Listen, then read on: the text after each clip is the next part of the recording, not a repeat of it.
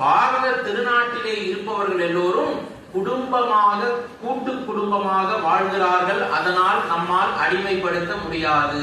இது ஒரு கான்செப்ட் சொல்றார், அவர் ஆராய்ச்சி பண்ணி சொல்றார். இரண்டாவது ஒரு விஷயம், பாரத திருநாட்டில் இருக்கிற ஒவ்வொருத்தவங்களுடைய வீட்டிலேயும் ஒரு பசுமாடு கண்ணுக்குட்டி இருப்பதனால் நம்மால் அடிமைப்படுத்த முடியாது. என்ன சார், மொட்டை தலைக்கும் முழங்காலுக்கும் முடிஞ்சு பசுமாடு இருக்கிறதுக்கும் அடிமைப்படுத்துறதுக்கும் என்னையா சம்பந்தம்? விளக்கம் பார்ப்போம். மூன்றாவது அந்த மெக்காலே பிரபு எழுதுகிறார், தாய்மார்களே பெரியோர்களே மறந்து விடாதீர்கள், பாரத திருநாட்டிலே இருக்கின்ற அத்தனை பேரும் குரு பக்தியிலே உயர்ந்து இருப்பதனால் நம்மால் அடிமைப்படுத்தவே முடியாது என்று மெக்காலே பிரபு ஒரு அழகான கடிதத்தை எழுதி அந்த விக்டோரியா மகாராணிக்கு எழுதுகிறார். அப்ப என்ன விஷயம்னு சொன்னா, கூட்டு குடும்பமாக இருக்கின்ற பொழுது ஒற்றுமை அதிகமாக இருப்பதனால நம்மால போய் அவங்க ரெண்டு பேரையும் சண்டை போட்டு பிரிச்சு விட முடியாது. ஒண்ணு.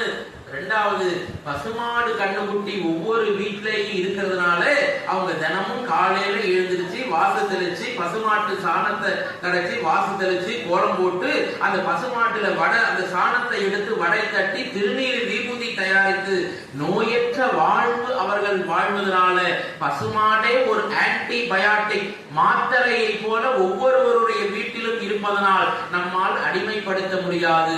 மூன்றாவது மகாராணி, என்ன சொன்னாலும் இந்தியாவில் இருக்கிறவங்க கேட்கவே மாட்டான் போல இருக்கு.